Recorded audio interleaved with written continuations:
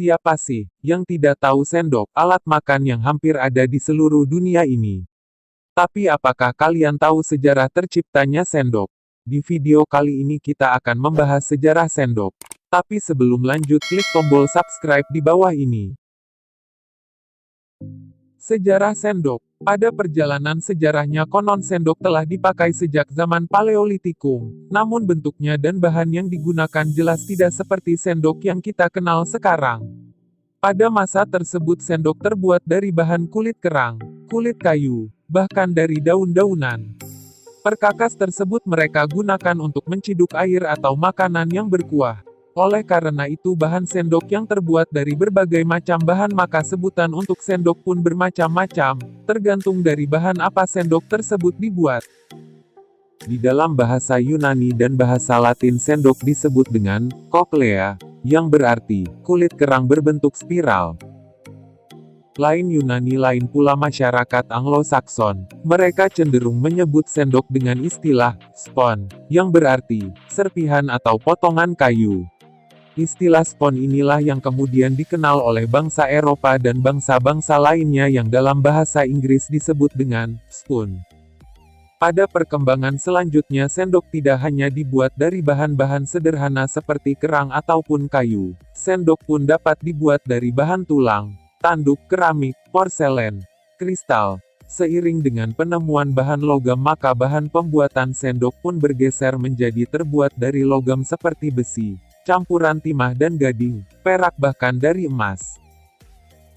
Pada zaman dahulu bentuk dari sendok ini tidak sama dengan bentuk sendok yang kita kenal sekarang ini. Bahkan bentuk sendok zaman dahulu cenderung berbentuk tidak lazim. Konon bangsa pertama yang menjadi pelopor dan pencipta sendok dengan desain yang kita kenal sekarang adalah bangsa Romawi kurang lebih pada abad pertama Masehi. Ada dua jenis sendok yang mereka buat, yaitu ligula, dengan ujung yang bulat seperti mangkuk dengan pegangan beraneka bentuk. Ligula ini biasa mereka gunakan untuk makan makanan seperti sup atau makanan berkuah. Satu lagi adalah yang disebut cochlea, bentuknya kecil dengan ujung bulat dengan pegangan yang ramping. Cochlea biasa mereka gunakan untuk makan kerang dan telur. Pasangan dari sendok adalah garpu. Konon umur dari garpu ini lebih muda dibandingkan dengan sendok, namun catatan sejarah mengatakan bahwa peralatan seperti garpu ini telah digunakan oleh masyarakat di Timur Tengah sejak 1000 tahun sebelum Masehi. Ketika itu disebutkan bahwa bentuk dari garpu ini adalah bercabang 5. Di Timur Tengah pada abad ke-7 garpu digunakan pada acara-acara kenegaraan. Penggunaan garpu ini terus berkembang penggunaannya dan meluas sekitar abad ke-10 di kalangan atas kerajaan Bizantium.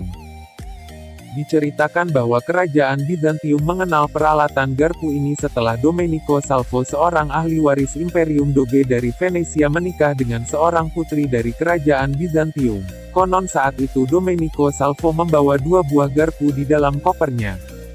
Di dalam perjamuan pada abad ke-10, penggunaan garpu ini tidak ditata di atas meja, melainkan diberikan pada tamu yang duduk di meja perjamuan untuk menahan daging yang akan dipotong, dan lalu kemudian daging yang telah dipotong tersebut dimakan dengan cara memasukkannya ke mulut dengan tangan.